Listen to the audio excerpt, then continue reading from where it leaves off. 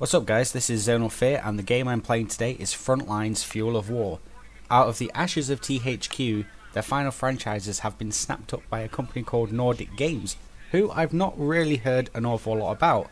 They've kind of sort of got themselves all of THQ's remaining franchises, and one of them includes Frontline's Fuel of War. The reason why this interests me so is because I really enjoyed Frontline's Fuel of War, and even though as a shooter there were quite a few flaws that took a while to be fixed on the game, I generally really enjoyed the game. Some games you kind of see like a line between being okay and fantastic, and Frontlines was so close to being so good. It just missed the mark.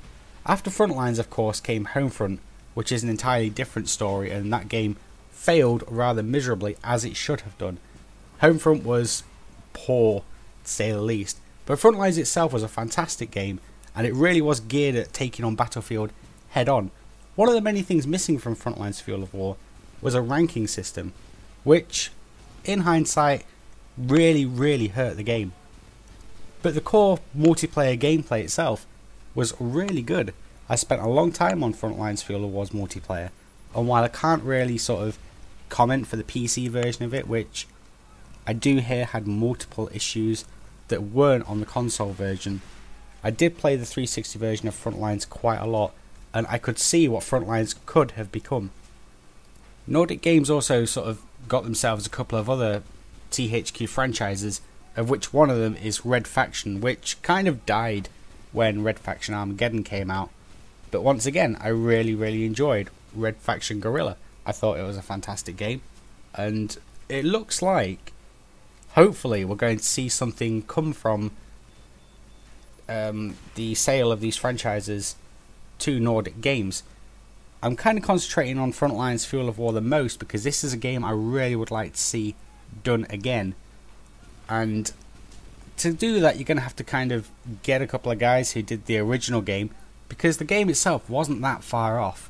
The maps were huge, there was a large array of vehicles, the weapons were okay, could have used some improving, but overall it was just a generally nice package.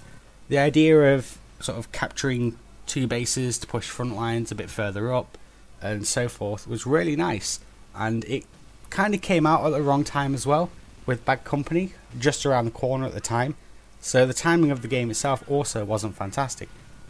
Chaos did address some of the issues with the game, such as the absolutely hideous spawn issues that plagued the game pretty much from the start, with sentry turrets at spawn points, and it did take them a little while to actually get that fixed, which killed off most of the multiplayer community.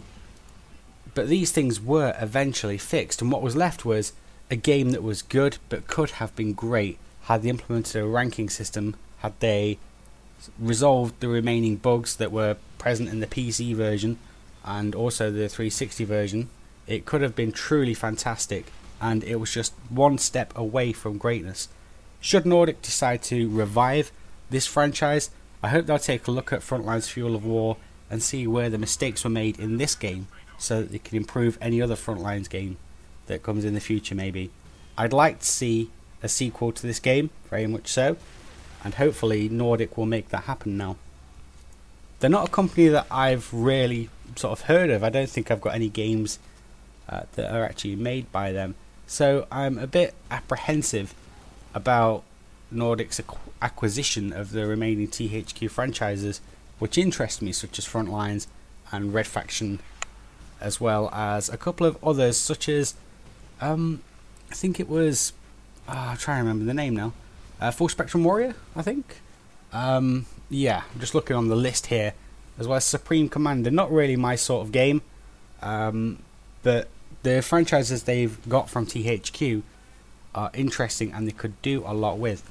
Hopefully what Nordic will do is not make a dash for the cash and really sort of sit down and take a look at what they can do with the games that they've got from THQ. One of them, interestingly enough, is Juiced, which was a racer kind of that came out towards the end of the Xbox's life, the original Xbox's life, and it was so I don't know about seeing anything from that franchise. But the remaining other franchises I would like to see something out of. And as I said a moment ago, hopefully Nordic sit down and really sort of take note as to what they want to do, rather than just release a game quickly on the back of THQ's downfall, so to speak. Frontline single player itself was a little underwhelming and kind of consisted of a single player game strung together by larger maps where you have to push the front lines forward. But they could do a lot with the story of what little story there was. Set in a near future, the final reserves of oil are finally running out, and there are two different sides that want the remaining control of this oil, and that is the Red Star Alliance, which kind of encompasses Russia and China and generally the countries around that area, and the Western Coalition, which, surprise surprise, the US, UK and European countries like that. And while the single player story wasn't really in depth, they can do a lot with the franchise. There were parts of the story where you thought, yeah, they could really make something of this.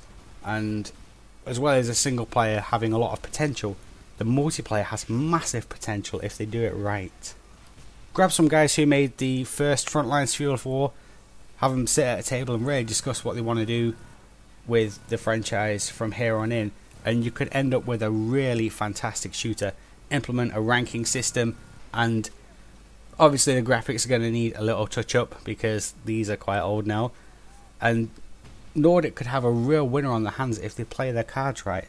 And I really do hope to see a sequel to this game. And well, really that's all I've got to say on the matter of Frontlines itself. There are other games that Nordic have taken from THQ that I'm also going to be looking closely at, including Red Faction, because while Red Faction Armageddon was poor, the franchise itself was pretty good up until that point.